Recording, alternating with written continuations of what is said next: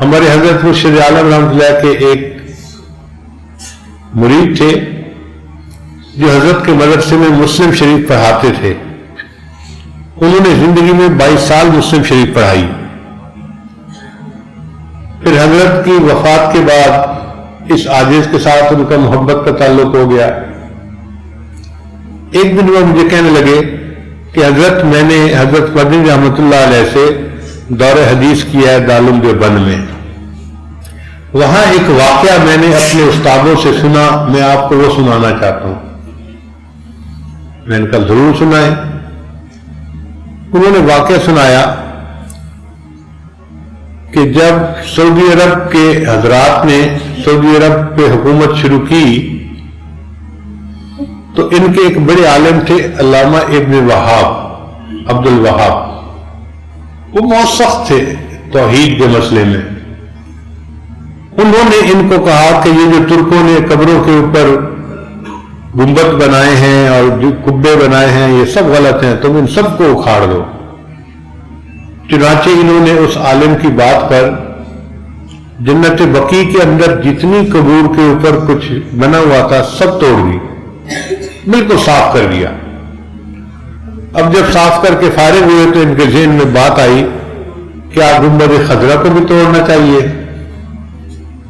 اب ان کے علماء دلیل یہ دیتے تھے کہ نبی علیہ السلام نے حدیث پاک میں فرمایا ہے جس سے ثابت ہوتا ہے کہ بناء علی القبور کی اجازت نہیں ہے, یعنی قبر کے اوپر کوئی عمارت بنانا, کوئی چھت بنانا, کوئی اس کی اجازت نہیں ہے. تو انہوں نے اپنے بادشاہ کو بھی یہی کہا کہ یہ حدیث پاک سے تو ثابت ہوتا ہے کہ اس کی اجازت نہیں, آپ اجازت دیں تو ہم گنبد خضرا کو بھی ہٹا دیتے ہیں. بادشاہ سمجھدار تھا, اس نے کہا دیکھو یہ چھوٹا مسئلہ نہیں ہے, یہ پوری امت کا مسئلہ ہے. تم پہلے جاؤ اور پاکستان, ہندوستان, بنگلہ دیش کے علماء سے بات چیت کرو, اگر وہ بھی تمہارے ہم نوا ہیں تو ہم اس کو ہٹا دیں گے, اور اگر کوئی علمی اختلاف ہے تو پھر ہم اس کو ہاتھ نہیں لگا سکتے. چنانچہ کوئی 6-7 حضرات کا ایک وفد دارالعلوم دیوبند آیا. انہوں نے آ کے محتمم صاحب کو کہا کہ ہم آپ سے اس مسئلے میں بات کرنے کے لیے آئے ہیں, آپ حضرات ہمیں اپنی رائے بتائیے. محتمم صاحب نے کہا کہ مجھے 3 دن کا وقت دے دیجئے. 3 دن کے بعد بدھ کا دن آنا تھا, ہم بدھ کے دن عصر کے بعد اس پر گفتگو کر لیں گے. اب ان 2 دنوں میں محتمم صاحب نے پیغام بھیجا اور ہندوستان کے طول و عرض میں کوئی 500 بڑے بڑے حضرات, محدثین, مفتی حضرات سارے دارالعلوم دیوبند میں جمع ہو گئے. وہ فرماتے ہیں کہ ایسا مجمع شاید ہی کبھی دارالعلوم دیوبند میں پھر دیکھا گیا ہوگا.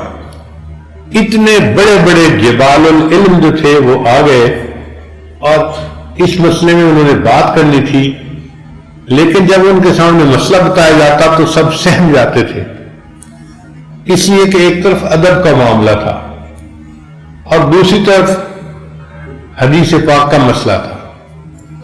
اگر کہتے کہ حدیث پاک ٹھیک ہے اس کا مطلب گنبد خضرا کو گرا دو, اور گنبد خضرا کن کا ہے؟ نبی علیہ السلام کا ہے. وہاں اگر بال برابر بھی بے ادبی ہو جاتی تو ایمان سلب ہو جاتا,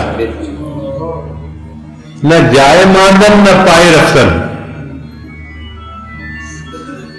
وہ کہتے ہیں کہ ہم نے دیکھا کہ جب آخری رات تھی تو بہت سارے علماء آپس میں تکرار کر رہے تھے, اس مسئلے کے اوپر گفتگو کر رہے تھے, کچھ حضرات کتابوں کا مطالعہ کر رہے تھے. عجیب رجوع اللہ کی رات تھی. جب بدھ کے دن عصر کی نماز کا وقت ہوا تو نماز کے بعد جو عرب علماء کا امیر تھا وہ کھڑا ہوا اور اس نے تھوڑی دیر گفتگو کی کہ بھئی حدیث میں یہ ثابت ہوتا ہے کہ بناء علی القبور کی اجازت نہیں ہے, تو ہم نے جنت بقیع میں تو قبروں کے اوپر جتنے جبے کبے بنے تھے سب ہٹا دیے. اب گنبد خضرا کا مسئلہ ہے تو ہم پوچھنے آئے ہیں کہ اس حدیث کے بارے میں آپ لوگ کیا کہتے ہیں؟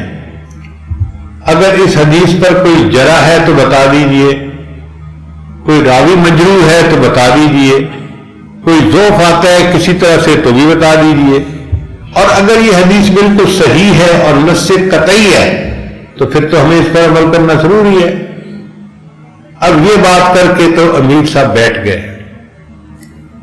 جواب دینے کے لیے کوئی کھڑا نہیں ہو رہا تھا۔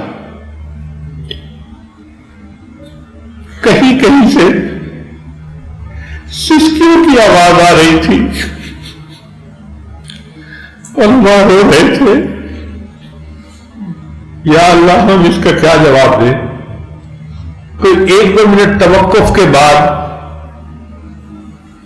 حضرت اقدس تھانوی رحمت اللہ علیہ کھڑے ہوئے، آپ نے خطبہ دیا اور خطبہ دے کر فرمایا کہ الحمدللہ اللہ نے اس مسئلے میں مجھے شرح صدر عطا فرما دیا۔ سب لوگ حیران ہو کے سننے لگے کہ حضرت کیا فرماتے ہیں۔ انہوں نے پوچھا جی حدیث کے بارے میں آپ کیا کہتے ہیں؟ حضرت نے فرمایا حدیث بالکل صحیح ہے، کوئی کہیں سے ضعف آتا ہے نہیں آتا، کسی راوی پہ جرح ہے بالکل کوئی جرح نہیں ہے، حدیث سند متصل والی ہے اور بالکل ٹھیک ہے۔ جب حضرت تھانوی نے یہ فرمایا تو عرب عالم کہنے لگا کہ اس کا مطلب یہ ہے کہ ہم جا کے پھر گنبد خضرا کو گرا سکتے ہیں۔ حضرت تھانوی نے فرمایا نہیں، تم گنبد خضرا کو نہیں گرا سکتے، یہی تو مسئلہ ہے جس میں اللہ نے مجھے شرح صدر عطا فرما دیا۔ اب وہ عرب عالم حیران ہے، ایک طرف حدیث کو بھی صحیح کہہ رہے ہیں اور دوسری کہتے ہیں کہ گنبد خضرا کو بھی نہیں ہٹا سکتے۔ اس نے کہا نہیں ہمیں بات سمجھ نہیں آ رہی، ہمیں بات سمجھا دیجیے۔ جب اس نے بار بار پوچھا تو حضرت تھانوی نے فرمایا کہ حدیث پاک بالکل ٹھیک ہے، بنا علی القبور کی اجازت نہیں ہے، مگر گنبد خضرا کا معاملہ جدا ہے، یہ حجرہ عائشہ پہلے تھا، قبر بعد میں بنائی گئی، لہذا اس کو بنا علی القبور نہیں کہہ سکتے، کوئی بندہ اس گنبد خضرا کو نہیں ہٹا سکتا۔ عرب علماء مطمئن ہو گئے، آج بھی گنبد خضرا جو موجود ہے یہ ہمارے اکابر کی علمی نشانیوں کی دلیل، اس کو علم نافع کہتے ہیں۔ اللہ ہمیں بھی ایسا علم نافع عطا فرما دے اور ہمارے سینے کو نور سے بھر دے، اور اللہ تعالی ہمیں عمل کی توفیق عطا فرمائے اور ہم معصیت سے خالی زندگی گزارنے والے بن جائیں۔ یہ یاد رکھیے گا، رب کی مان کے زندگی گزاریں گے تو امام عالم بنیں گے، نفس کی مان کر گزاریں گے تو غلام عالم بنیں گے۔ اب فیصلہ ہمارے ہاتھوں میں ہے، بہتر یہ ہے کہ ہم اللہ کی مان کے زندگی گزاریں تاکہ اللہ تعالیٰ ہمیں دنیا آخرت کی ذلت سے نجات عطا فرمائے اور اللہ تعالیٰ ہمیں اپنے مقبول بندوں میں شامل فرمائے۔ علم کا یہ نور قیامت تک چلتا رہے گا۔